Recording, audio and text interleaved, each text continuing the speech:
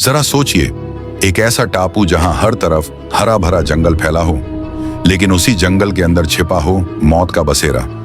जहां रात के अंधेरे में सन्नाटे को चीरती हुई सिर्फ सांपों के सरपटने की आवाज गूंजती हो। जी हां, ये कहानी है इंडोनेशिया के एक ऐसे डरावने द्वीप की जहां कभी लोग रहते थे, लेकिन बाद में वहां सिर्फ जहरीले सांपों का राज रह गया। ये बात है 1980 के दशक की। इंडोनेशिया में एक ऐसा द्वीप था जो किसानों से बसा हुआ था।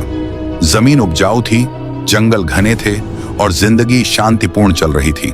लेकिन इस शांति के पीछे छिपी थी एक ऐसी अफरा तफरी जिसका नाम था सांप। इस द्वीप पर इतने जहरीले सांप रहते थे कि लगभग हर दिन किसी न किसी इंसान को सांप काट लेता था। उस समय एंटी वेनम आसानी से उपलब्ध नहीं होता था, और अगर होता भी तो लोग समय पर मुख्य भूमि तक नहीं पहुंच पाते थे। नतीजा, मौत। धीरे धीरे लोगों में डर इस कदर बढ़ गया कि किसानों ने अपने घर और खेती छोड़कर शहरों की ओर जाना शुरू कर दिया। जो द्वीप कभी हरा भरा और जीवन से भरा रहता था, वह अब सुनसान पड़ने लगा। हर तरफ सिर्फ सांपों का आतंक था। सांपों की बढ़ती आबादी देखकर सरकार और वैज्ञानिकों की चिंता बढ़ गई। सब सोच में पड़ गए कि आखिर इन सांपों की जनसंख्या को कैसे नियंत्रित किया जाए। और तभी उनके दिमाग में एक ऐसा विचार आया जो आगे चलकर इस द्वीप के लिए सबसे बड़ी गलती साबित हुआ।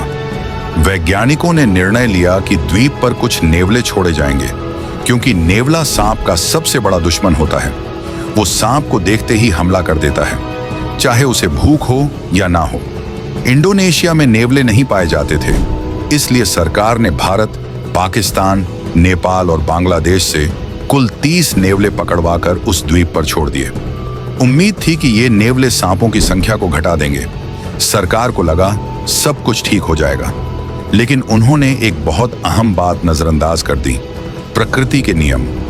द्वीप के सांप रात में शिकार पर निकलते थे, जबकि नेवले दिन में सक्रिय रहते थे। इसी वजह से उनका आमना सामना बहुत कम होता था। जितनी आसानी से सरकार ने सोचा था, असलियत उतनी आसान नहीं थी।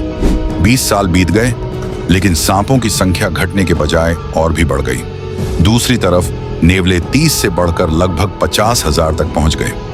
अब नेवले सांपों का नहीं, बल्कि द्वीप के दूसरे जीव जंतुओं का शिकार करने लगे। उन्होंने खरगोशों को खाना शुरू कर दिया, दुर्लभ पक्षियों और छोटी प्रजातियों पर हमला कर दिया, और धीरे धीरे कई प्रजातियां इस द्वीप से विलुप्त होने लगीं। एक समस्या को सुलझाते सुलझाते सरकार ने दूसरी ओर भी बड़ी समस्या खड़ी कर दी थी। जब हालात बेकाबू हो गए तो सरकार ने फैसला लिया कि नेवले अब द्वीप से हटाए जाएंगे। इस मिशन का नाम रखा गया मोंगूस एक्सटिंक्शन। इस मिशन के तहत नेवले पकड़कर या तो द्वीप से बाहर छोड़े गए या मार दिए गए। यह अभियान पूरे 18 साल चला। आखिरकार सरकार ने द्वीप से नेवले हटा तो दिए, लेकिन तब तक भारी नुकसान हो चुका था। कई प्रजातियां हमेशा के लिए गायब हो चुकी थीं। आज भी उस द्वीप पर सांप मौजूद हैं, लेकिन अब लोगों में जागरूकता है, एंटी वेनम आसानी से मिल जाता है और किसान भी अब उतना नहीं डरते। इस पूरी कहानी ने सरकार को एक बहुत बड़ा सबक दिया: प्रकृति से कभी छेड़छाड़ नहीं करनी चाहिए। जहां जागरूकता और मेडिकल सुविधा से समस्या हल हो सकती थी, वहां उन्होंने प्रकृति में हस्तक्षेप कर दिया, और नतीजा पारिस्थितिकीय असंतुलन और विलुप्त होती प्रजातियां।